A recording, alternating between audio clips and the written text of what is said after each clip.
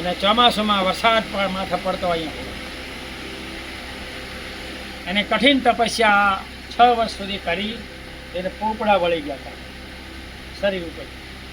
અશક્ત પડ્યો હોય તો ગોવાળિયા નીકળે તો એને પગમાં પાટો મારતા, કોઈ થૂકતા, કોઈની ઉપર પેશાબ કરતા, પણ કોઈને કાંઈ કહેતો નહીં. અઠવાડિયે એક દાણો, મહિને દાણો, એટલું બધું ખાધું છેલ્લે તપસ્યાની અંદર એનું શરીર સુકાઈ ગયું. આ શરીરની અંદર ઉર્જા ના રહી. અને જ્યારે વડના ઝાડની અંદર બખોલની નીચે તપસ્યા માટે બેઠો હોય છે, અશક્ત થઈ જાય છે, માર નજીક દેખાય છે, મૃત્યુ. અને એક સમય મોટી ઘટના ઘટી. એ વડ નીચે જે હતો એને નિગ્રોધ વૃક્ષ કહેવાય. અને એ વૃક્ષ નહીં, એ જમાનામાં લોકો સ્ત્રીઓ માનતી કે મને દીકરો થાય કે દીકરી થાય તો હું આ ઝાડને ખીર ચડાવીશ, ખીર બનાવીને થડમાં ગાળતા, એવી પરંપરા છે.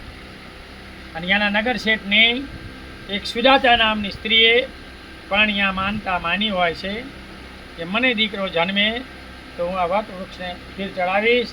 એ પિતાના ઘરે આવે છે ખીર ચડાવવા અને દાસીને કહે છે કે જો નિગ્રોધ વડના જે જંગલ હતું એને તો સાફ કરી આવી.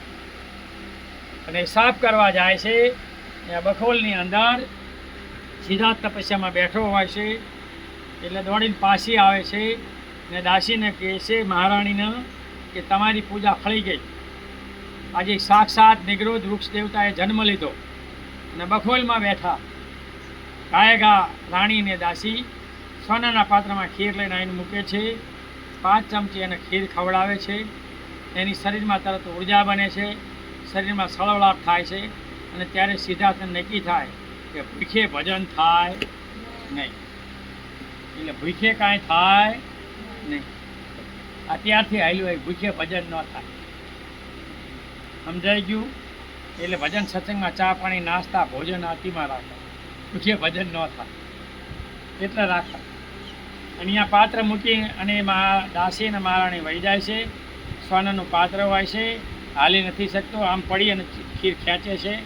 અને ખીર પીવે શરીરમાં ઉર્જા આવે. અને એના 5 સપના આવે એ રાતે. કેટલા? એક સપનામાં એ હિમાલયમાં માથું રાખ્યું હોય, 2 સમુદ્રમાં પગ રાખ્યો હોય, એક સપનામાં પક્ષી ઉડીને પગમાં આવે, બીજો માણા ફરતા હોય.